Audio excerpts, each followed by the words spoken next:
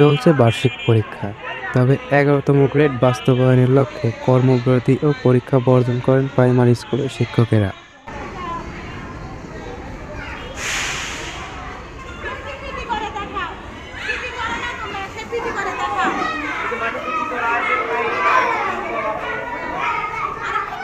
উপজেলা শিক্ষা কার্যালয়ের নির্দেশনায় প্রধান শিক্ষকের সঙ্গে স্কুলের দপ্তরে প্রথম শ্রেণী থেকে পঞ্চম শ্রেণীর শিক্ষার্থীদের পরীক্ষা নেন। পরীক্ষা নিতে হিমশিম খেতে দেখে এক পর্যায়ে বাধ্য হয়ে অভিভাবকেরা পরীক্ষা নেওয়ার দায়িত্ব নিজ কাঁধে তুলে নেন। এতে করে বাচ্চাদের পরীক্ষা সচল থাকে।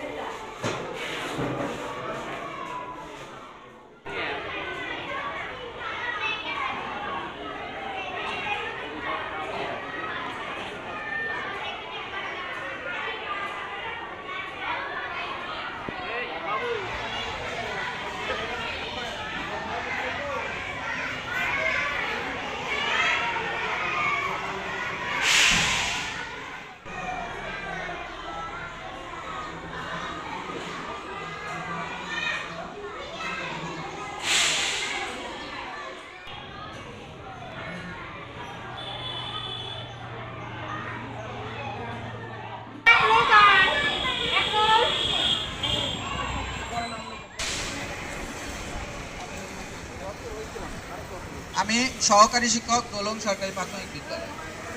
অনেক অভিভাবকই মনে করছেন যে আসলে শিক্ষকদের বেতন বাড়ানো লাগবে এই কারণে ছাত্রদের জিম্মি করে নিয়ে আমরা এইরকম কাজ করছি। আসলে কথা কিন্তু সেটা না।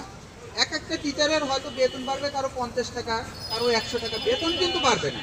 শুধুমাত্র আমরা কি করতেছি, আন্দোলনটা এরকম যে আমাদের মৌখিকভাবে বলা হয়েছে যে আপনাদের আমরা 11তম গ্রেড দিচ্ছি, কিন্তু এই মৌখিকটা আমরা প্রজ্ঞাপন আকারে যাচ্ছি। আর আপনাদের যে সন্তান, সেই সন্তান কিন্তু আমারও সন্তান। আমরা কষ্ট করে চিন্তা করিনি।